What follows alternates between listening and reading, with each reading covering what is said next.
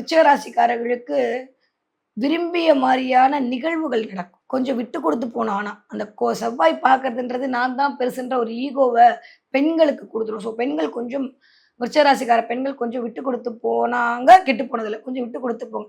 நான் எத்தன தடவ தான் விட்டு கொடுத்து போறது? எப்ப பார்த்தாலும் நானேவா பக்கத்து உங்க நியாயம் புரியுது தான்.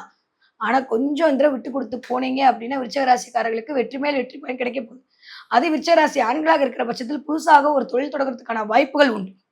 நியூ பிகினிங் ஒண்ணு ஸ்டார்ட் பண்ணுவீங்க. அது உங்களுக்கு நல்லவையை கொண்டு வந்து சேர்க்கும். நெறைய விருச்சிக ராசிக்கார ஆண்களுக்கு புது இடமாற்றம் உண்டு. ரொம்ப நாளா வீடு கட்டிட்டே இருக்கேன் மேடம். அங்க போவே முடியல. இந்த தடவ போவீங்க.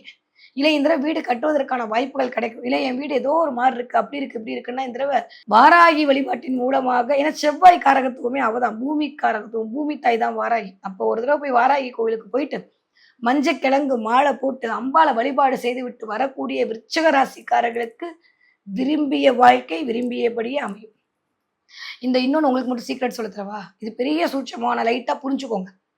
இந்த 8ஆம் இடம் என்று சொல்லக்கூடிய இடம் தான் காலபுருஷனுக்கு டீப் அலைஸ்மென்ட்.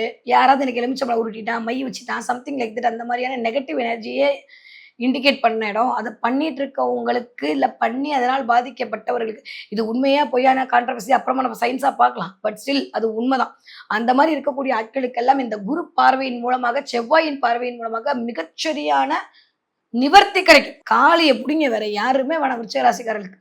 தம்சம் பண்ணுவா வந்து. என் புள்ளைய ஏதாவது பண்றியான்ற மாரி இதுல விருச்சிக ராசிக்காரர்களுக்கு நீங்க சொல்லவே வேண்டாம். நேரம் நல்லா இருக்கு. யாரெல்லாம் உங்களுக்கு தெரியாம உருட்டுனாங்களோ, யாரெல்லாம் உங்களுக்கு ஸ்பெல் ஒர்க் பண்ணாங்களோ, அவனே உங்க கண்ணு முன்னாடி அழிஞ்சு போறான். அவங்கள பார்த்தாலே தெரிச்சு ஓடுவான். நீங்க இருக்கிற இடம் பக்கமே இருக்க மாட்டான். ஆனா நோட் பண்ணி வச்சுக்கோங்க. கண்டிப்பா நடக்கும்.